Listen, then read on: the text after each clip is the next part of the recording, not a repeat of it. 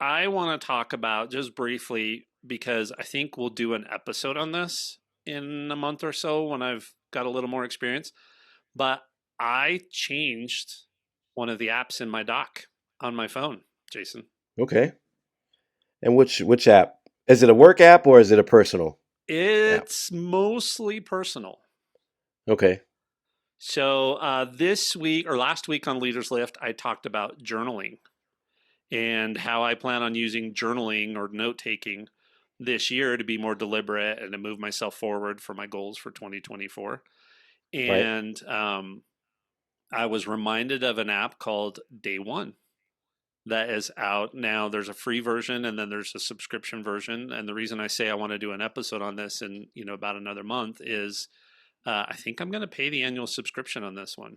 So Okay. I'm big in notes, and I was using the journal app with all the prompts, Hmm. right? And I talked about how I was doing that. But the journal app is so simple and straightforward, and there's no export feature. So when I started looking into Day One, I can do multiple journals. I can tag with keywords. I can format. I can do all of those things.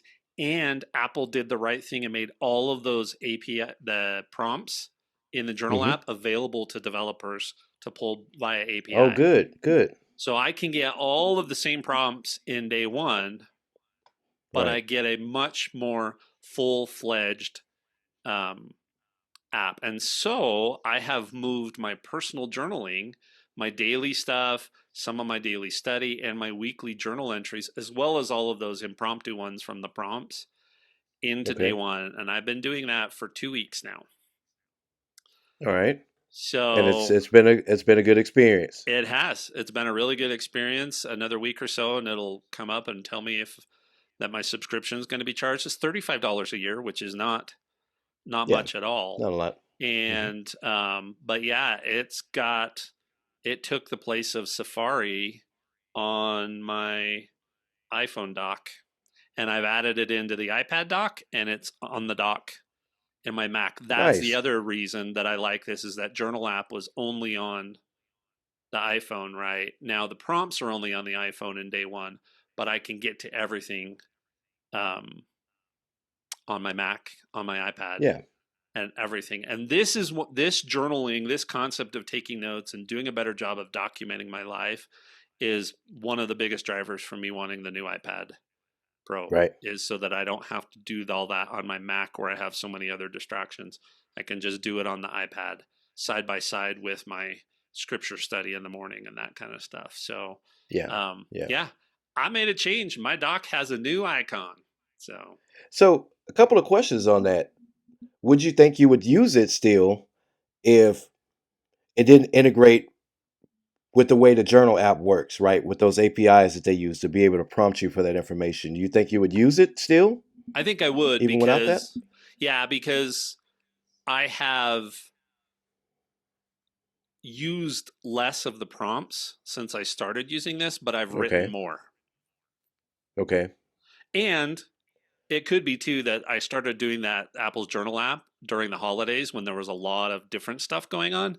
I mean, my Hmm. prompts right now are pretty boring. Do you want to write about your morning walk, which is the same exact path as yesterday's morning walk, right? I mean, it's Right. just Right. stuff like that. But yeah, I think I would because I'm writing a ton. I mean, I spend about 30 minutes to an hour every morning in personal study and thinking about my Hmm. plans for the year and that kind of stuff. I'm almost constantly writing there. I do write in the evening, and then I do a big journal entry every Sunday. And I've just moved all of that from notes, which was fine, now Right. into the Day One app. And they just released shared journal functionality. So I could actually Okay. create a journal with Karen, for example, and she doesn't Hmm. have to be a premium subscriber. She can get into it, write in it, and do all that kind of stuff as a free user. Because I'm a premium subscriber, I would create the shared Right. journal and then she could access it. So, um, yeah, I think so. And then Day One's got the ability to export. You can actually have books printed. So I just Okay. think there's just so much more to it. And it's also not my notes app, right? Where I'm doing notes for this show and notes for work and all of this other kind of stuff. It's dedicated Hmm. for it feels like it's dedicated for me getting more out of life, which is kind of the whole point of this podcast from a tech standpoint and my other podcast, right? Right. Leaders Lift. So, yeah. So my next question is, I think you answered it. So you had mentioned about being able to import some of the old ways that you kept journals and stuff like that, and so you can get a bigger picture of years and years of journaling. So this does have an import feature, It other than does. notes. I have not tried the import feature yet, Okay, but I okay, believe it does but it have it. does have one. Okay, Yeah, import. all Yeah, right. And last plain question on text that. and JSON files. So if I could just get the text Okay, out of there, then yeah, I could definitely import it in. I have not done that yet.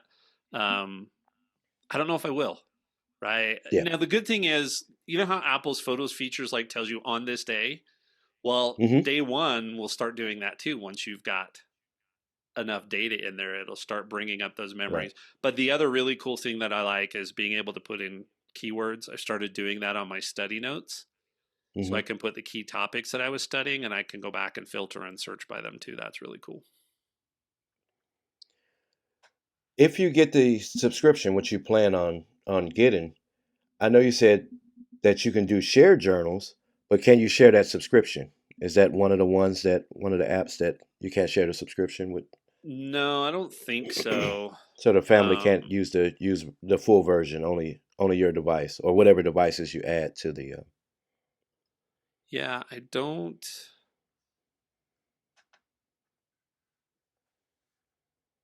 don't think so. Okay. Um, For $35 though a year, it's not bad, and I wouldn't think that that'll be a shared subscription. But some apps, surprisingly, some apps do that. They'll allow you to share it regardless of how inexpensive the monthly cost is. So yeah, I should be able to see, right? So if I go into the App Store on my phone yeah, and go to day one, I'm guessing not, especially considering the private nature of kind of journals in general. yeah. Um, Well, not necessarily share the journal, share the no, I know subscription, that. right? So she can create her own account, and then y'all can collab that way. But No, if I they don't. added the ability for non-subscribers to still be able to use those features, if you collab with them, then they probably won't allow the share. Yeah, I don't see. I don't see that. So, and I mean, there's a month full premium, Hmm. free trial, right? Yeah, And so, yeah, I don't see that because you know how sometimes it'll list down in there that you can share this subscription with up to. yes, It's an in-app purchase, right? And that's where things get wonky. Usually, is that if you do yeah. in-app purchases, that you can't share it. So I'll find out. It's going to renew my or it's going to kick off my subscription, and I'm guessing it won't be the case. So. Yeah. All right. Any other questions? Well, I think we're going to No. cover this more in depth because I think I want to talk about. Yeah. Once you use it a few more Yeah, weeks, and yeah. yeah,